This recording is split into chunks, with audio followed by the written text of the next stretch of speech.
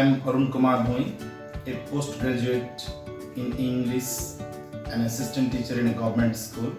This is my portfolio by which I want to teach you a very important matter of English grammar, that is clause. Clause is such a part of grammar by which one can write good English, stylistic English, and above all, correct English, which is very demanding and which is wanted in every exams. By clause, one can write well their writing skills such as letters, paragraphs, essays, reports, etc.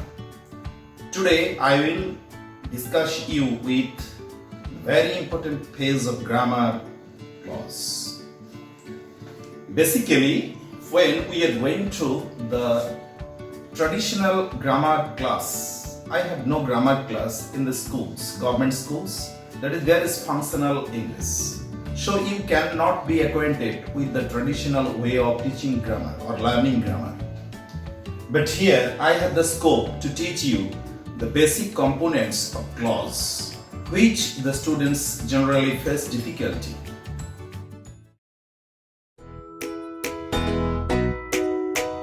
Clause is a part of a sentence with a subject and predicate of its own. Let's go the very definition of clause. Clause is a part of a sentence with a subject and predicate of its own. Let's discuss it with you in a sentence. Suppose, I met the man who is your uncle.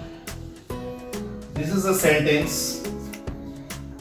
I met the man who is your uncle.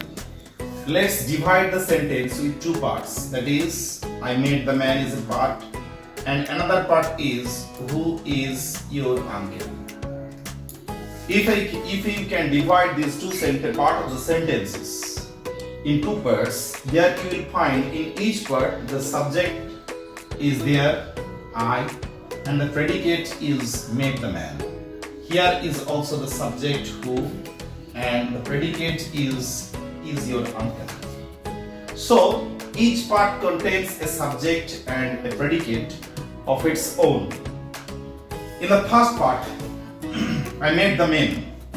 It is an independent sentence. It is an independent sentence because the sentence completes the sense of the sentence. What's the sentence wants to mean? Here, I met the man. I is a person, he wants to meet, but he met a man. That is, it completes the sense of the sentence. That is principal clause. Principal clause or main clause.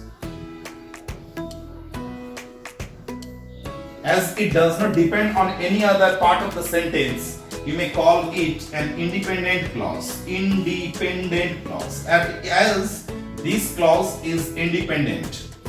Independent clause.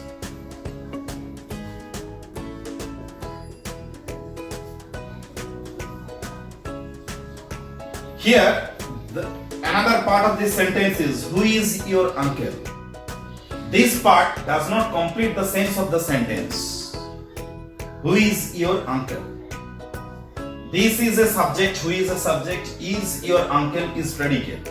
But this part of the sentence does not complete the sense of the sentence. It depends on the principal clause, that is, I met the man.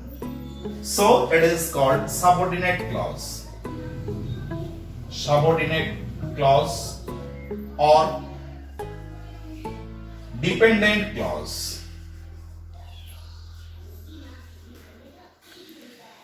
As it depends on the principal clause or independent clause, as it depends on this part of the sentence, so it is dependent clause. So this is the basic idea of clause. Let's come to another part of the grammar that confuses with clause. That is, suppose this is a sentence, I take exercise in the morning. I take exercise in the morning.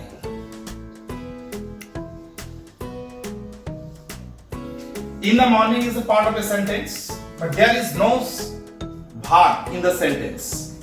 It determines or it says a time of the day, that is the morning. But there is no sentence, no subject or predicate or infinite verb. It is called phrase. This is also a part of a sentence, but without subject or predicate or any kind of finite verb. That is phrase.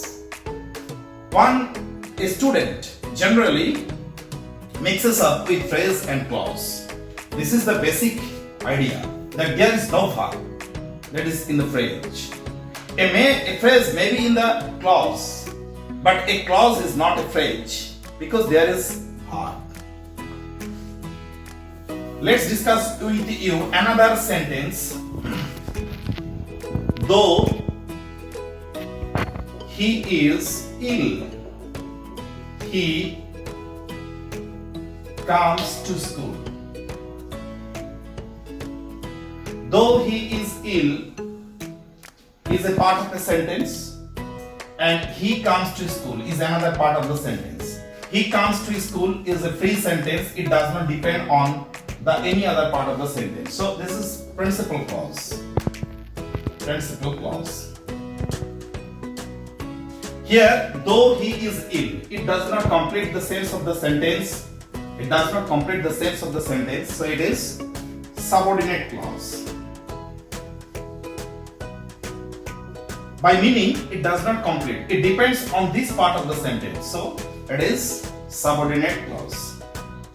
So, dear students, let's differentiate a principal clause with subordinate clause in a sentence. If you try to grasp the idea of clause, first of all, differentiate the clauses, principal clause and subordinate clause in a sentence.